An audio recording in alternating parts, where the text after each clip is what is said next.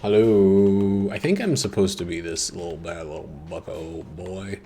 Little buckaroo. Yes? Okay, you want to see this? Yeah? No. This is one joke wonder, that one. Anyway, we're going as Mr. Pilote. He's the P. Diddy of P. Islets. Did I hit record? I did hit record. How's everybody's day going? Today's been a wonked up, messed up, tricky flippery do of a day for me. It's been weird. The protests are still going on. I'm getting like very affected by this stuff, and I don't. Okay, so in order to be considered one of the good ones, to not be a whiner or a one trick pony or too fixated on a certain subject, I'm someone who doesn't really talk much about systemic racism. I don't. It's something that's like very hard for me because like I do believe that I've been given a lot of opportunities. I personally have been given a lot of opportunities to be in a better situation than other people have. And with that,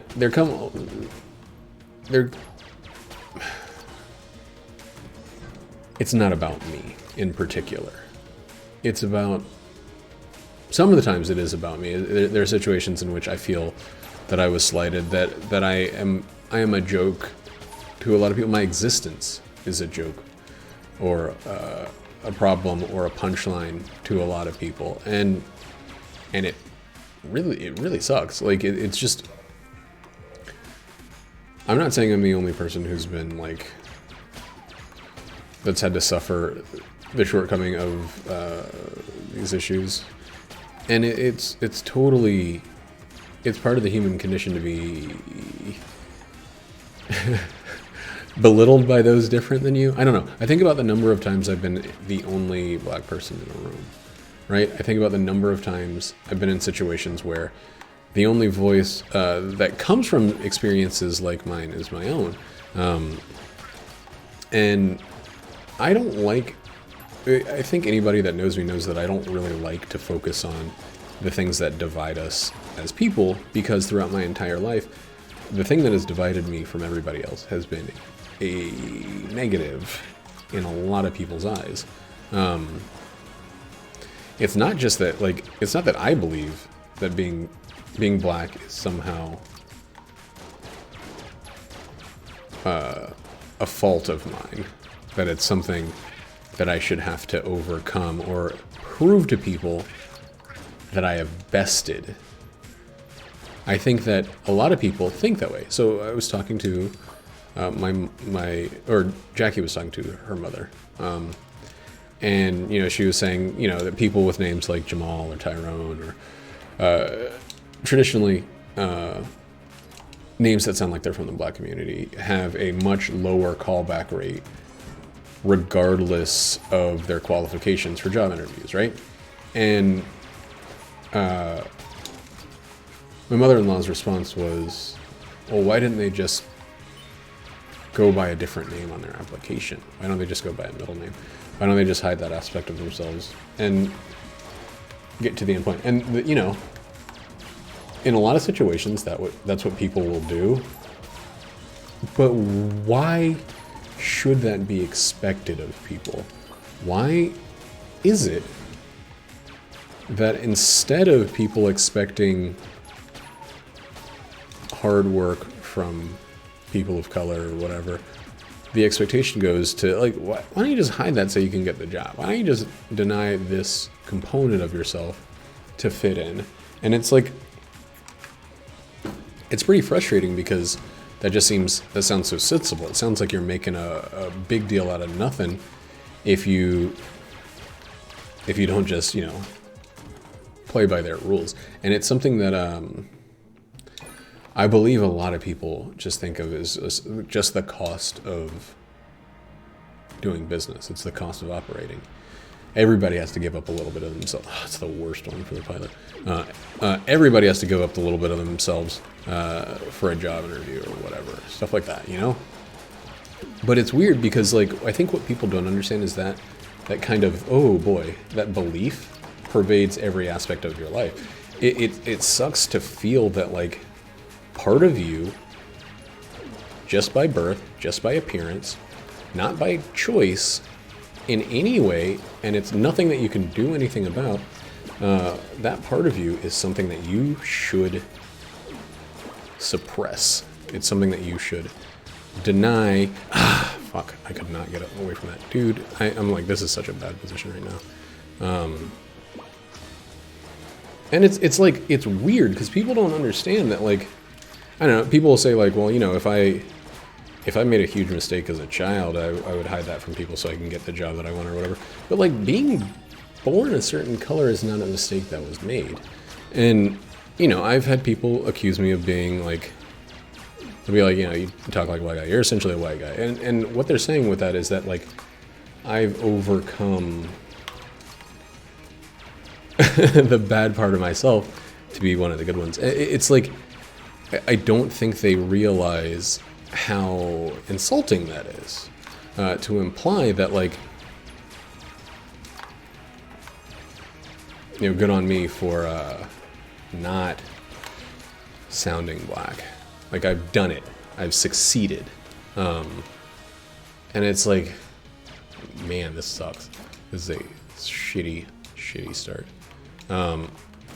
It sucks to hear that and to hear people suggest that and think that they're giving you some good news or something. Like, I don't know, it's insane because, like, I've had so many people who will say that and they're like, you know, they're like, yeah, of course, like, you're not like the rest of them. You're somebody I can come to, somebody that I can trust, somebody that I know is going to do a good job. Like, and it's like, oh man, like,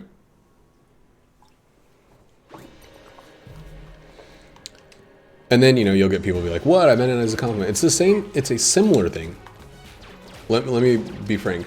I don't know what it's like to be a woman, or I don't know what it's like to be a Native American or a Hispanic person or any other minority, or, you know, not even a minority, because women are not a minority. They're just a repressed group. I don't know what that's like, but I do see some comparisons. Hey Sam, how you doing? I do see some similarities. I draw some comparisons about these things, and it's oh man, it's oftentimes pretty crushing to see just how little I understand the struggles of other people. But I try to never speak as though I understand what other people are going through, and it's like really, it's really tempting to do, to like,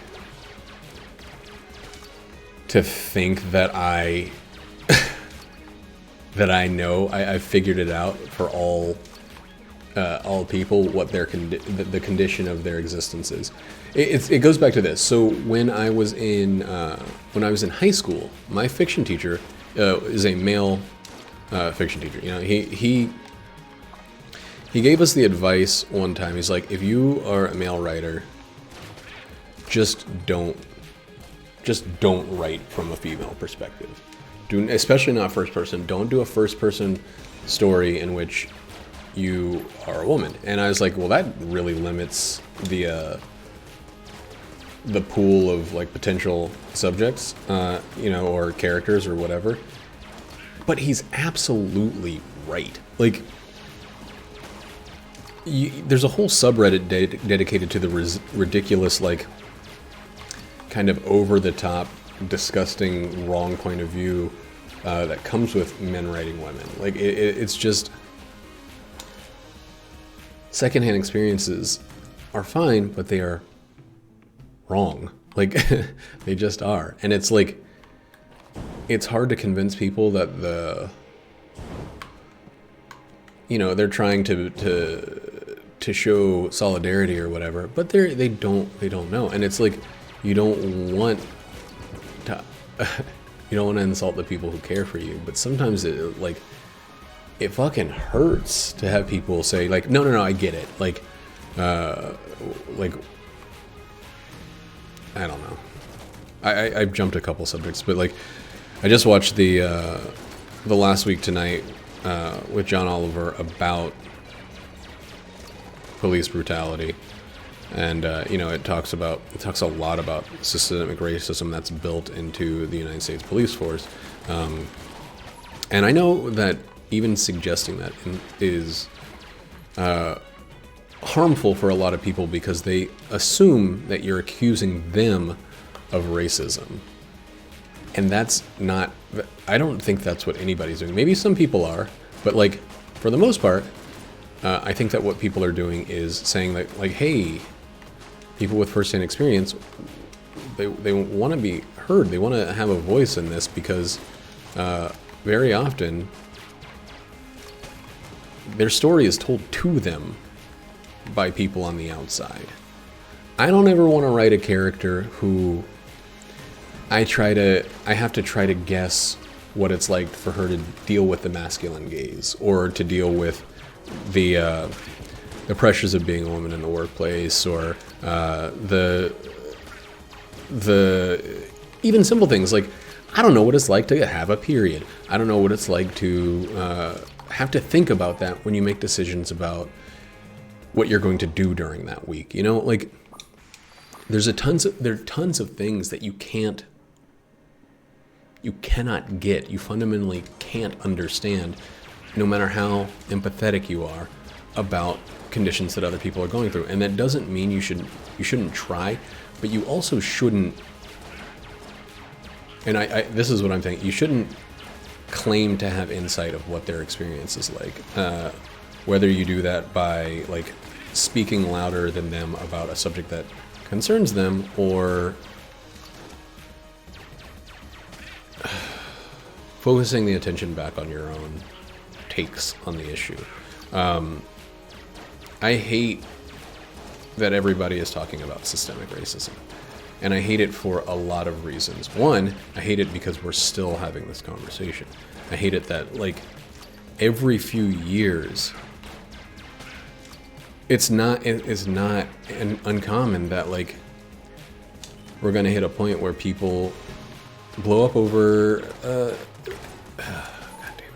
over the mistreatment of minorities in this country. It just keeps happening. And people will just say, like, if the system isn't broke, don't fix it. Like they think because they are not affected by it, or it only affects a handful of people, it's not a great enough sample size for anything to be done about it, that they know that the situation has been fixed. And it's like, it's the same conversation. It's a rehash every single time. Like, and I'm tired of, like, having to explain to my friends, to my loved ones, to people who they desperately care about me, that no, they don't understand what I've gone through. It's frustrating. It makes me feel bad for not wanting to hear their take on these things, because, like, people think that if you don't want to hear their opinion about something, that you are silencing them, and that is an act of aggression. And, like, it doesn't matter that other people have been silenced for generations. It matters that they personally feel like you're attacking them. And that's why the whole thing gets twisted and screwed up. And it's tiresome, man. Like, I'm tired of this conversation. I'm tired of it being the same. And, like, I'm talking to Jackie about this stuff pretty much numerous times a day because it's really affecting her, because this is the first time. I'm not saying she was not affected before, but this is the first time she's had to think of it in terms of a major element of her life being affected by it, like,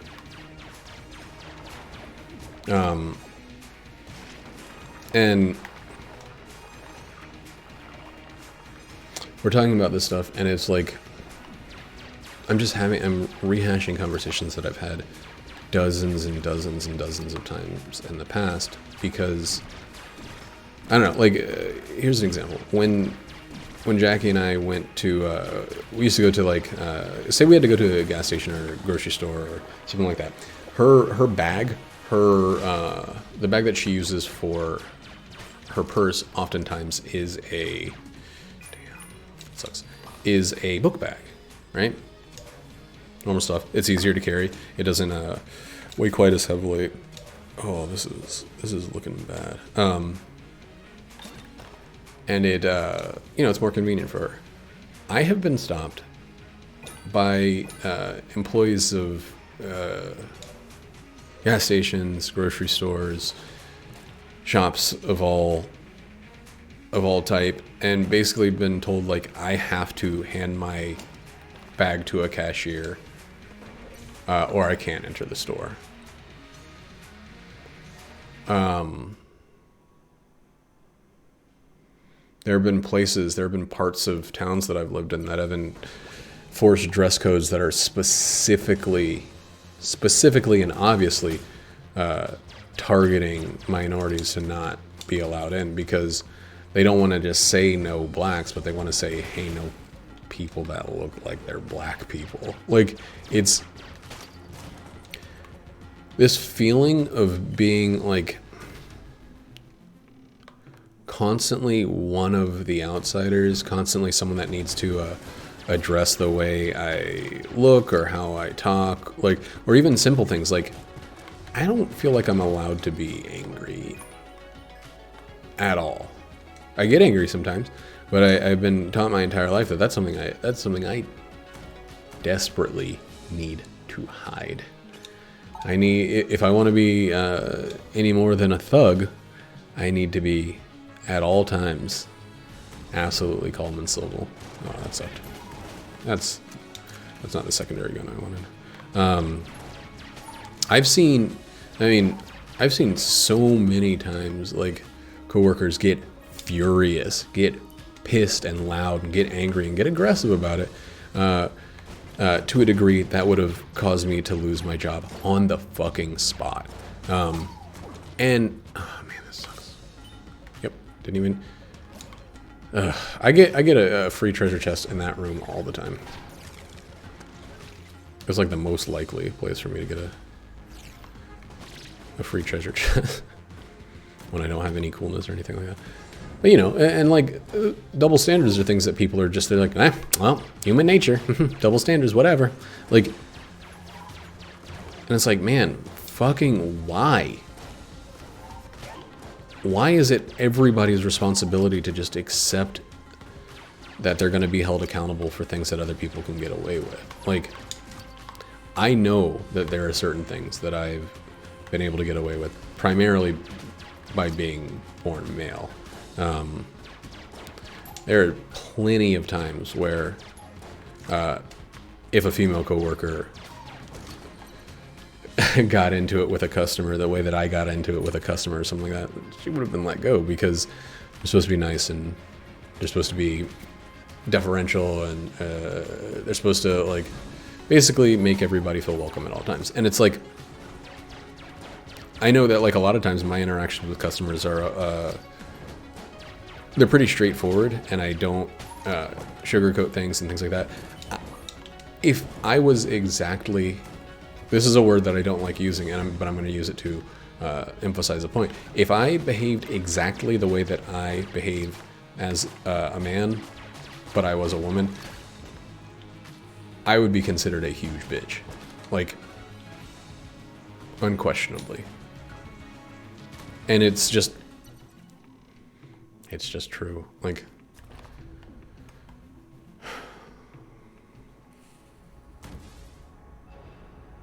I don't smile enough. I'm not, like, positive or upbeat enough a lot of the times. And, like, that's acceptable. And it's fucking weird. And I hate it because, like, whoa. Because so much of my family is women. But I can't understand what they're going through. I don't have the firsthand experience that would allow me to speak on their behalf without, like, without basically like white knighting for a cause that I don't really, I don't know. I don't really have the right to speak about.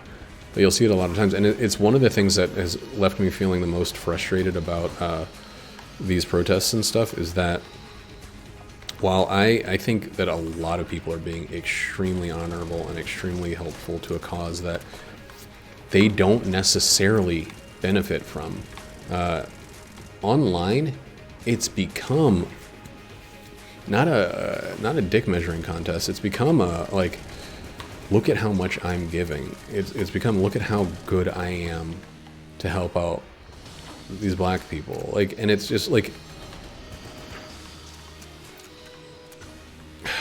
I don't know. Good on them for helping it out, but like, man, I don't know. It's like every time I see a photo op of a police kneeling along with the crowd, everyone's like, this is humanity's greatest man. This is the best person who has ever lived. The one cop that is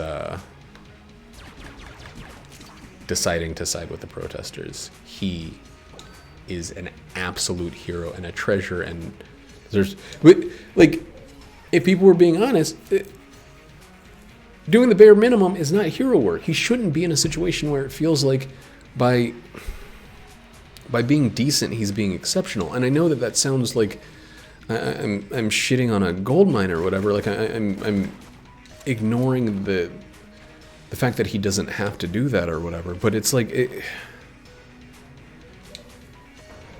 why are the actual people protesting not given as much praise? They spend more time vilifying them on the news, and then everybody's like, look at the solidarity of this one National Guardsman who decided to not bash the brains in on this protester. Like, it's just, the whole situation is fucked. And I like, and that's another thing. I feel bad, like, because I really do appreciate how out of their way a lot of people are going to help with a cause that doesn't hurt them. But it's the same as like every time someone gives to disaster relief for a tsunami or wildfires or things like that. Like, those people are fucking great because they don't have to.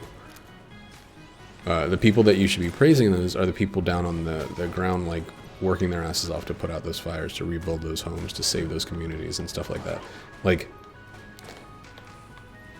it's just it's a weird way that we phrase narratives that thinks that someone who wouldn't benefit from a situation being better, who hasn't suffered due to the current situation, is fundamentally more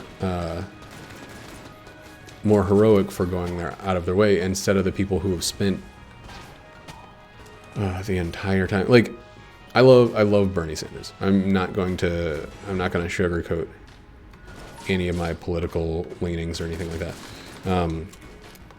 He has defended a lot of causes throughout his life that don't directly benefit him. He is a man of the people who is constantly, Jesus Christ, I don't have a single gun that doesn't ricochet right now. He's championing all these causes, and he keeps doing it. He's got a tremendous integrity. His goals are always things that benefit other people, and very, very rarely things that he would see any benefit from. And that's an amazing personality trait in him. But I would also like to see all the people that are like a part of the community that has been suffering. Ooh, Dragonfire might be good. Get a little bit of the praise from time to time, because they've lived beneath the boot of this oppressive system for so long, and just want to be equal. That's another thing. So at the end of last week tonight, John Oliver posted a video of a woman who was talking about how the social contract whereby everybody's held responsible for certain actions in a society has not been fulfilled. The contract has been broken by the people in power. And she ends by saying something that, like, I mean, the whole thing, everything she said, brought tears to my eyes. Like, really, it really did. I actually cried about this for the first time today. And what she said essentially boiled down to the final phrase that she said was, you know, you guys are lucky that we're asking for equality and not revenge, because this has been a fucking system that has just chewed up and spit out people for so long, just destroyed people for so long, that it would be the easiest thing in the world to want the suffering to go back. Oh my god, I almost got hit there. To want the people that have inflicted it to feel a fraction of the pain that they've inflicted. And I think people would say that that's wrong, without hesitation, but they would also, if they were in the position, they would understand the need for revenge. There are so many revenge stories that are told that are basically like just praising the person going after revenge, that I really think, like, what's that Mel Gibson movie where I think it's just called Payback? Like, basically the whole plot of the movie is like somebody did something awful to him, and he's going to spend the entire movie getting back at the people who did that. And, you know, it's like, the tagline is like, it's your turn to root for the bad guy. And it's like he's presented as a noble hero, even though he goes far. But regardless, he's presented as a hero. But that's not, even that is not what is being sought by this whole thing. It is not about revenge. It's about equality. It's about, like, just finally having as much of a voice as is representative of the percentage of the population. Just being on par. Ooh. After a situation has essentially, I don't know, just like been as abusive and fucked up as it possibly can be for as long as it possibly can be. That was an incredible flawless. Like an absolutely incredible flawless.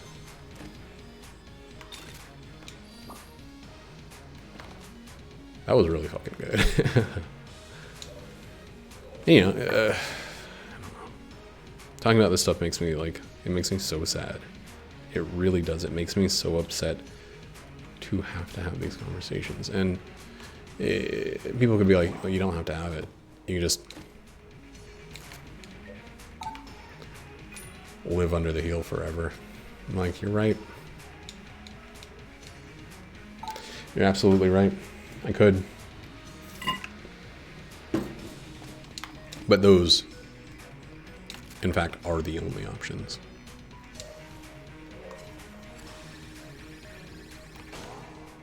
It was totally worth it to save these blanks because I didn't end up needing the blanks, but man.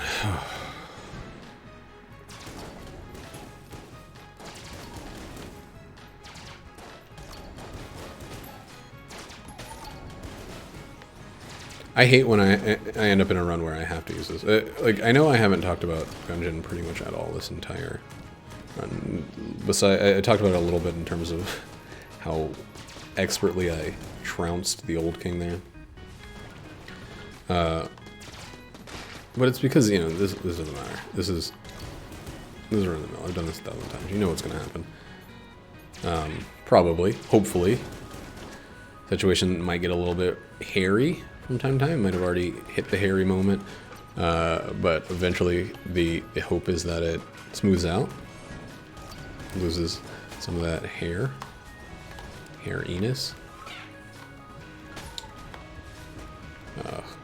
That's what I'll drop. That's what I'll sell. No, I already filled that one up. This one.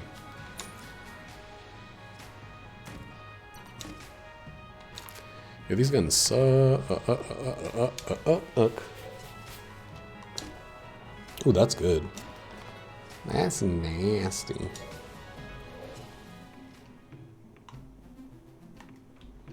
Dragonfire is not actually good enough.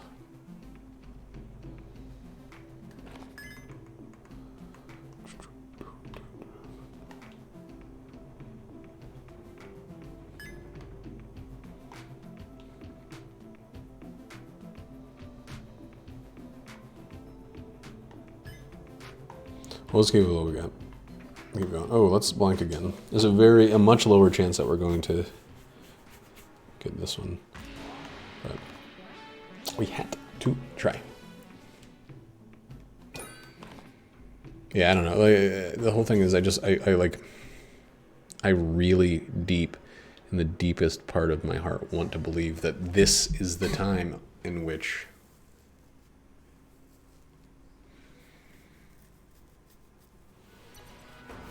things are going to be different.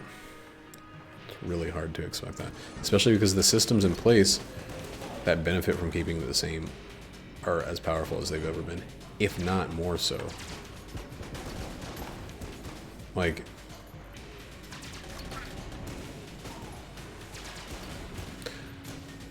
so I want to talk about the idea, the prospect of defunding the police, because that's something that people are bringing up now. When people say defund the police, the easy argument against it is like, if we get rid of the police, criminals are just going to be able to run around free of any fear of reciprocation. And I have a lot of arguments against that. The most obvious one is that defunding does not mean completely removing all money from. Defunding means decreasing funding. Whoops. And it means not giving police forces so much money, so much funding that they can afford tanks, that they can arm themselves like the military. Because I don't know if anybody has forgotten, we still have the military. We don't need the militaries. Like, it's insane that individuals with minimal training get the access to the kind of weaponry, the kind of technology, and a decreased accountability that makes them more likely to do things disastrously wrong because they're underprepared, undertrained, and over-equipped. Like, I don't know. Police unions also need serious revisiting because they are the worst of all the unions. I am, again, very left-leaning, and I believe that unions are a great tool of workers for collective bargaining, for making things right for the working class. Police unions are essentially organized crime. They essentially exist to allow police to get away with anything.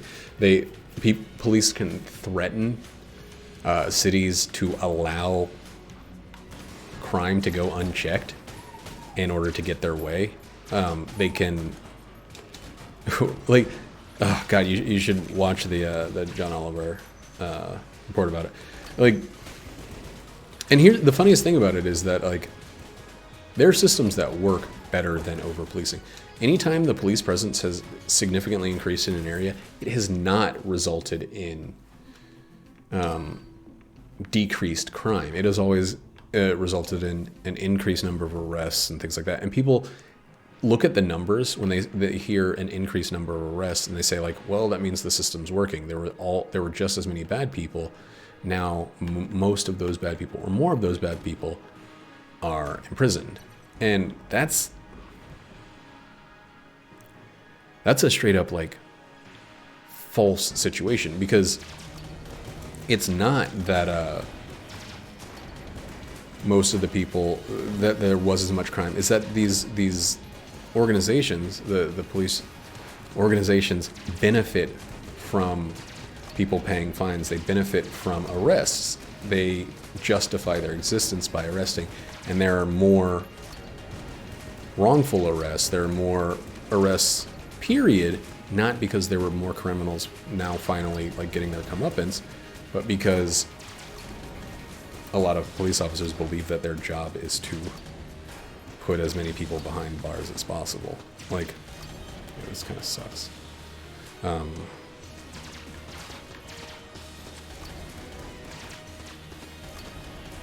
That the idea of keeping the streets clean doesn't mean preventing crime. It means punishing people, and that's the biggest thing that, like, I haven't seen enough discussion about this. I mean, I've seen some, but there's this idea in the United States that the best way to handle something is punishment, and that is punishment eternal, basically. If you have a bad element, to get people to stop behaving badly, you loom punishment over their heads. I think that's the way that most people are taught. You know, people won't act badly if there's fear of them getting caught. No, every study about punishment versus reinforcement has sided with reinforcement. All that happens when you punish people is it teaches them to be less obvious. It teaches them to find undetectable ways to get away with the thing that they wanted to do, like build a better mousetrap, etc., etc. Like, what you do, like, the mousetrap is a perfect example. God, why haven't I thought about this before? Build a better mousetrap, they'll build a better mouse. Yeah. Everybody knows it. Everybody's heard it forever because it's just true. You increase the number of police or increase the surveillance state or whatever, people will find better ways to spoof it, to get around it, to commit crimes. However, if you create a situation in which, say you have a problem with mice, right? You can then condition the mice to go elsewhere by offering rewards for their behavior to take them to other places, to do other things, to do things that might even be beneficial. Like, think about conditioning. Think about, oh man, what's his name? Pavlov, and think about B.F. Skinner, and think about what they said, what they did, and what they accomplished. If you have a situation in which you offer punishment as a way to motivate creatures, they get in the state called learned helplessness, where it doesn't matter. They're not going to do the right thing to avoid punishment. They're going to avoid the punishment.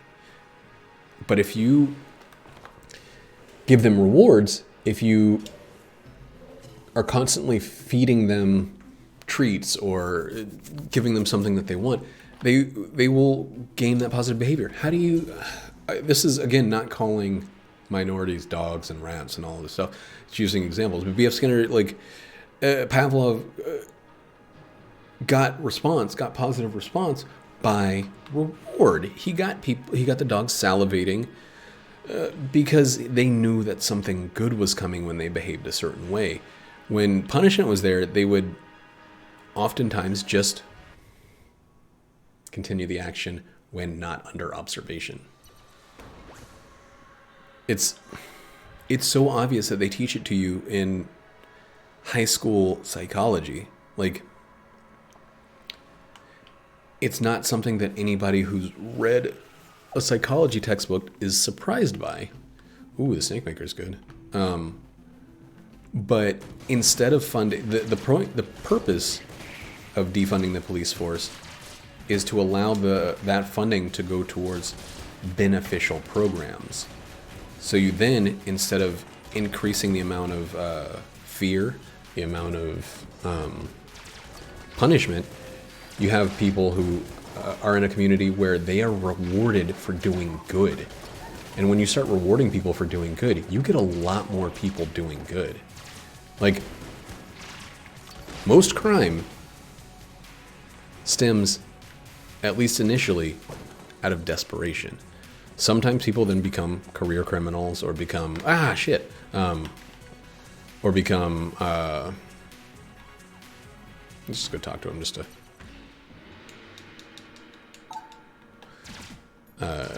this thing, but become career criminals, or they fall into it because it's easier or whatever.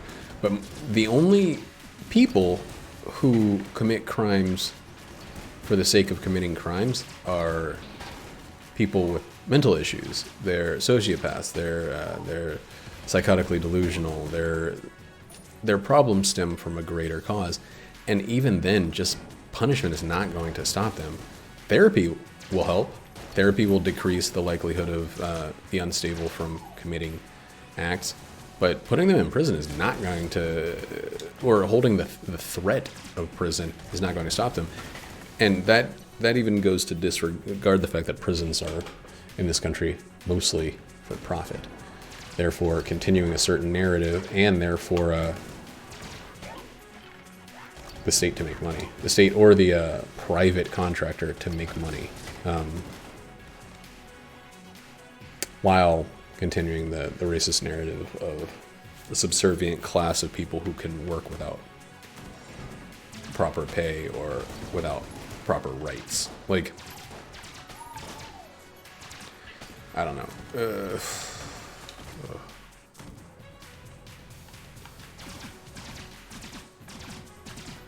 It's a whole, it's so many things interconnected that a lot of people look at all of this and they're like, there's nothing that can be done. But in every instance of decreasing police funding, crime has gone down. Like, it's been suggested time and time and time and time again. And it's like, everyone knows that that's how human psychology works. But I can't even go on Reddit, because anytime there's a discussion about, like, just about anything, people are like, oh, the problem with defunding the police is then you're just going to have criminals going around shooting everybody for no reason, even though everything's great in their life. They just love shooting around, shooting people. And it's like, the obviousness of their willful obtusion. They're being dense on purpose because it's such an easy argument to make. It's not one that anybody with any background in the field would make, but your layperson, it just seems obvious, because they might think, like, it's the same thing. It's like people think that, like, atheists will perform bad acts because they don't fear the punishment of eternal damnation or cosmic suffering or anything like that. So there's nothing to make an atheist behave well, right? I don't avoid doing bad things because I'm scared that God is going to punish me. I avoid doing bad things because they're shitty. Because being a scumbag sucks. And, like, I don't want to be a scumbag. Because I care about my fellow human beings. This is definitely the fucking wall monger.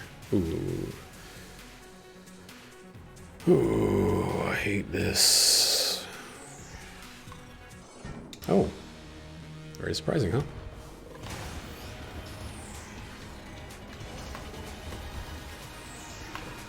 Ooh, almost went too early on that one.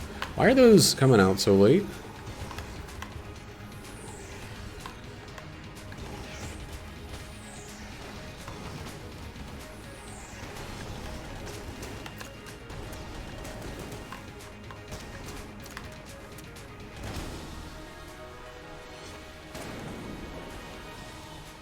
But, you know, like, anybody that believes that people are only good when they're being watched is someone who does bad things in private. Like, or who wants to be able to do bad things in private. But the average person doesn't want to do bad. People do good because it's more beneficial to do good. It's like, it just, you gain more from it. Maybe not as quickly, but long term you gain more from it. And it's not that you're gaining it because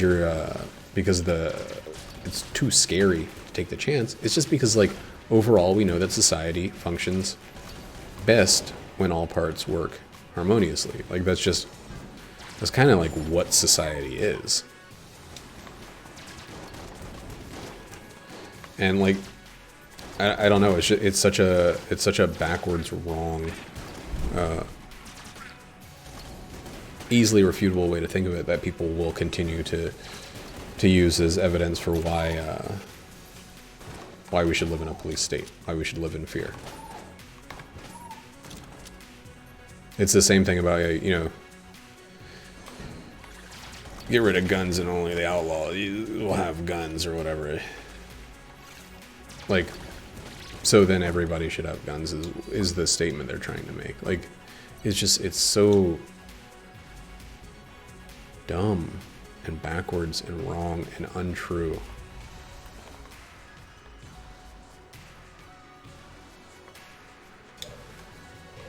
But, you know, so many people will just go like, it feels right when he says that, so...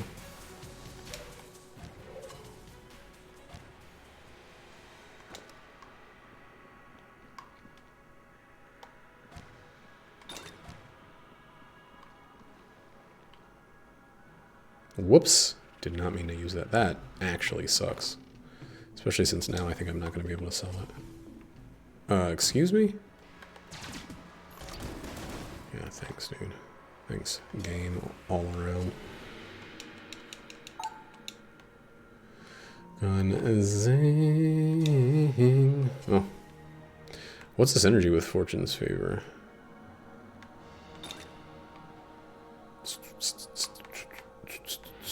Dead cell.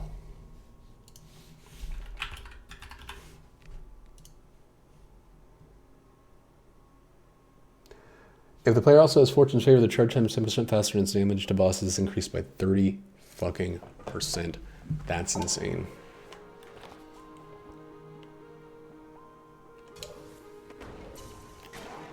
Because you know it's not a weapon that you're going to use on non-bosses.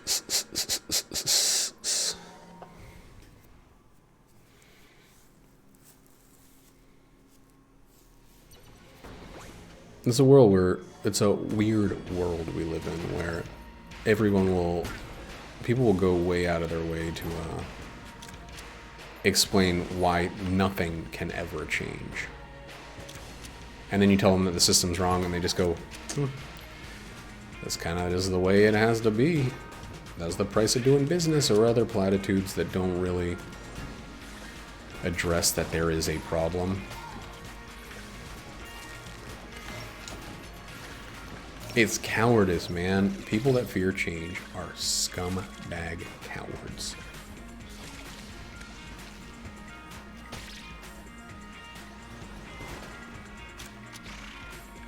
And it's usually just that they're most likely to benefit from the status quo.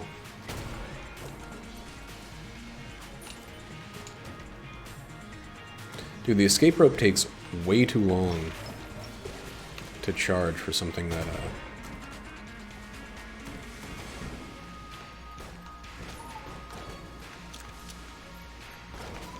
has like one use per floor.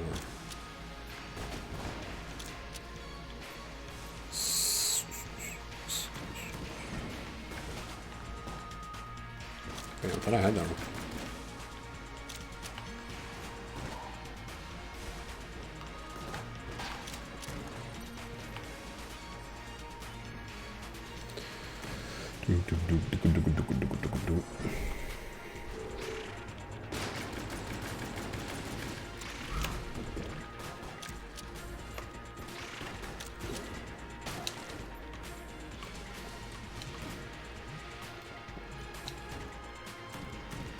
Oh, I only have one key? Dang.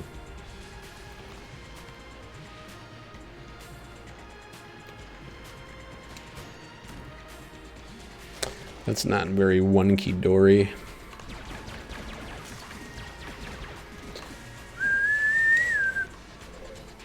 One-key Dory. That's what I was going for. It didn't really work. Sumi.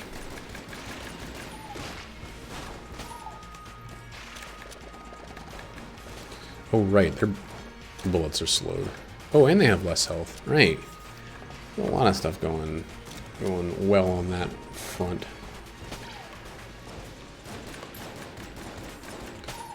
What I want to know about this gun is why does it feel like... So, does this gun not Stun or not poison? No, it poisons. It's like sometimes it poisons, sometimes it pushes people into poison.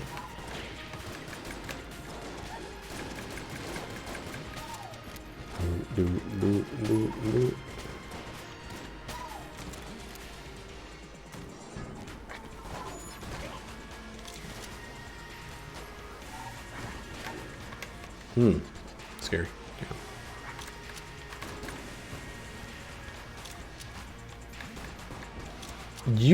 That guy's the fastest. Holy shit. Okay. Well, I guess I didn't need to shoot for a while there. And caught in the mix of the something madness.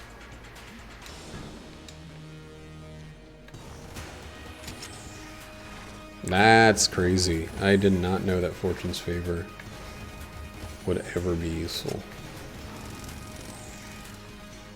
I hate using it as a defensive item, that's for DS.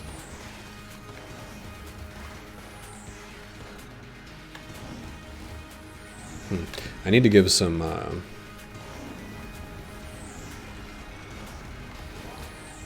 ammo to the railgun though. It's struggling. Every day I'm struggling.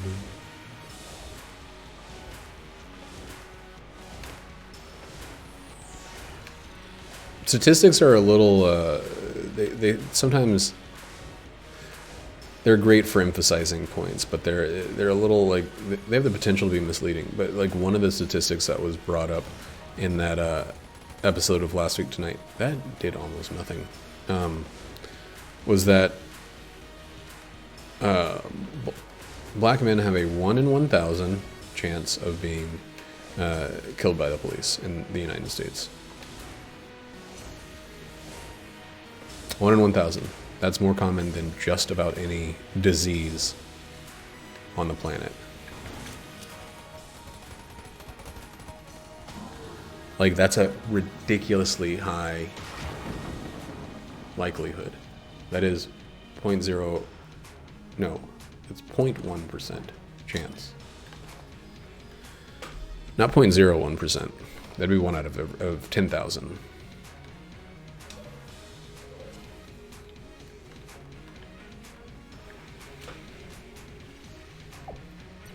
Ooh, fucking right. Broccoli's been showing up right at the end. A lot. This is like my broccoli shop.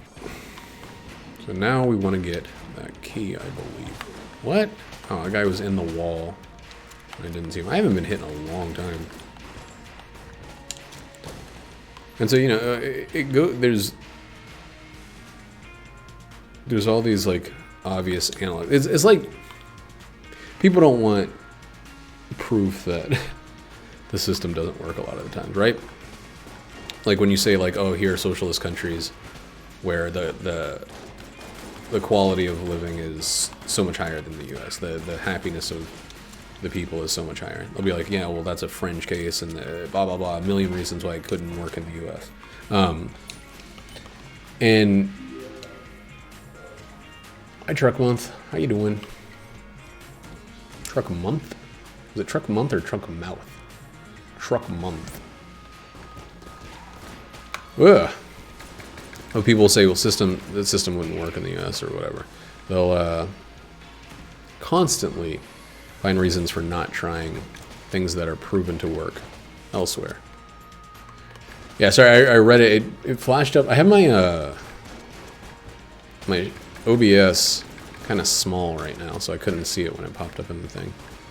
But how are you doing? Hopefully you're having a good evening. Evening? Oh man, it's almost midnight. Jeez. Guess that's closer to evening than anything else. What was that noise? Oh. He just showed up too late to be useful. I would love the face melter, but come on.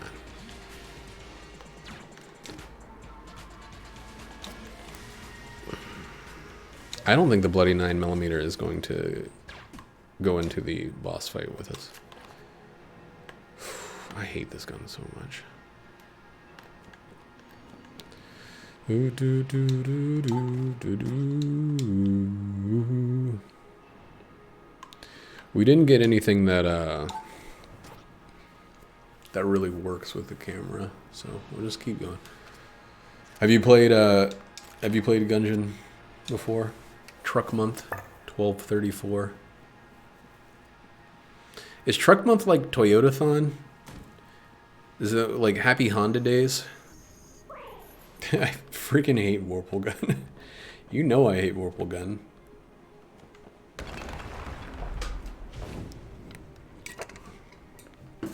Or is it Kyle that I constantly get into it about Warple Gun with? I can't remember. He gets legitimately upset that I disrespect his Vorpy. Warple Gun, if you have very high curse, or very high coolness, can be good. Call me Carlson. I only know Call Me Carson because of his subreddit, which is pretty vocal. He's one of those YouTube celebrities like Pyrocynical that I don't... I haven't passed whatever test it needs to join their following. It's like... What's up, baby? It's going to be like hay. Oh, okay. But yeah, he's one of those. He's one of the many, like, YouTube people that I never have found myself looking into. Not because I think he's bad in any way, but it just hasn't happened, you know. It's funny the kind of people on YouTube or Twitch that I do end up following. Oh man, they don't even always like fit my particular taste. Like I don't play fighting games, but Maximilian Dude is somebody whose channel I absolutely love. Like his YouTube channel, his Twitch streams. I think that Maximilian Dude is like quality entertainment. And like a pretty decent dude. Love you too, baby. But you know, and like I like Donkey, even though I straight up hardcore disagree with some of his takes on things. I hardcore agree with some of them, but he's kind of he's at least like consistent. Kind of. He's not consistent, but he's no less consistent than a lot of people are. I don't know. This is not a screaming racist, which is just enough of that, you know. Oh, is Pyrocynical drama bait? I honestly don't know. I know there are certain people that I will never ever be a part of just because I think that they're deplorable. Like Keemstar or anything like that. Anybody that's whole thing is like just kind of intentionally being an asshole. No memes? I don't know what that... I don't know if you're asking a question or telling me that no memes. I don't know how to engage with that statement.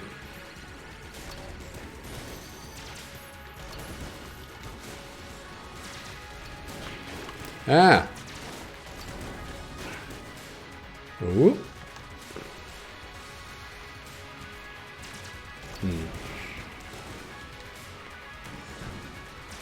The internet's a wild place because, like... Oh, memes more than drama. Okay. The internet is a wild place because, like, you can kind of fall into, like, a group or a fandom fairly easily, even if it's not, like, really representative of you a lot of the time. Like... And that can be something that you just kind of end up, like, being a part of. Like, it's so different than, I guess, any media source that has ever existed before now.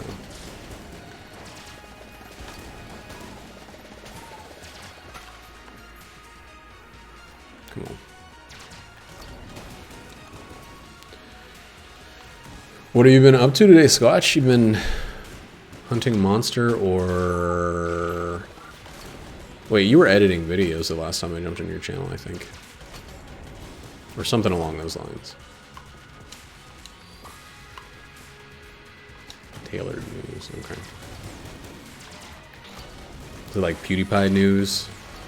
Wow, why am I just taking those shots directly to the face? Ooh, I can't reload. Okay, so this gun is done. The only benefit of that is on the reload.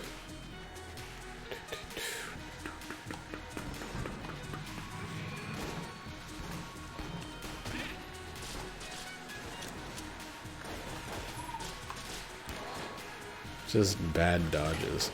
Lefty, righty. I fucking forgot that I even had bloody 9mm. It's been that.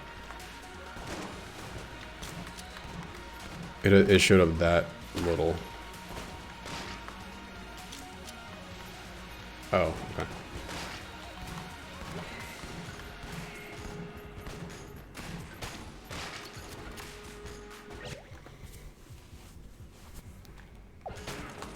Oh, I'm not talking about like opinions and stuff. I'm just talking about like, you know, there's only so much time in the day, and you can devote all of that time to making sure that you're getting the content that is best suited for your particular tastes, or you can just kind of put on the thing that YouTube suggests or that a friend points your way or something like that. And like oftentimes I know that I've stuck with things that are like not really that entertaining because the convenience of knowing it, you know? Like,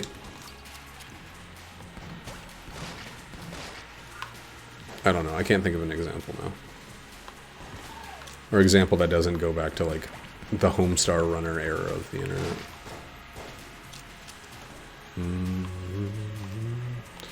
Do do do do.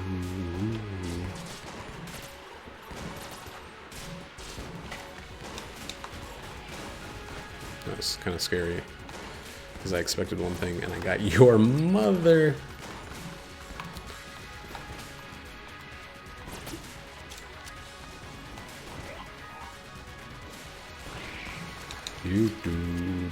Wow, first try. Okay, so we're getting rid of this.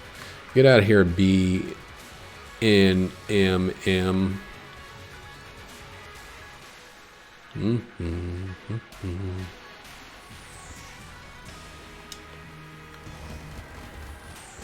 Yeah, that synergy with the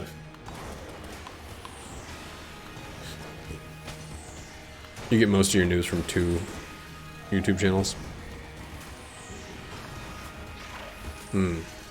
I can see how that could be really scary, or really likely to have that echo effect, where you basically find yourself falling in with their opinion because it's the opinion that you have, the opinion that you have to you hear often enough. I think that's how a lot of traditional media. I know that's how a lot of traditional media sinks its teeth. Like I've known more people who have always stuck to the same news channel and never questioned anything that they said, or the same newspaper, or the same whatever, the same publication, same radio station, because that's the one, that's theirs, you know. Weasel 95 FM is theirs or whatever. Like, and so they have never once thought outside of the Weasel 95 FM. I think I'm stealing Weasel from GTA, right? That's GTA's Foxes. Yeah, that's what it is.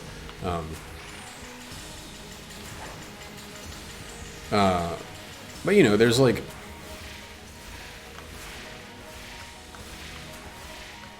it is impossible for a news source to be unbiased. That does not mean that you should never trust any news sources. What that means is you should always be aware of the inherent bias of anybody telling any story. Like, but you should also look for the most reputable news source regardless. Ooh, that was a good LF. That old King Flawless was... It was so good. It was sassy boo.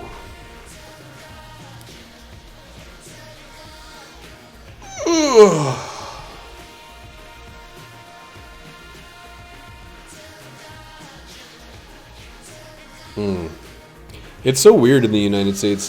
Our centrist in the U.S., and this is like done by a lot of cities. Yeah, exactly. That's one of the things I was saying about like Donkey. He has a particular taste. If he says a game is absolute trash and it's a game that you love and it's fun, it's because that game doesn't have things that he finds valuable in a game, right? It doesn't mean that the game is trash. It means that he could not possibly enjoy it with his tastes.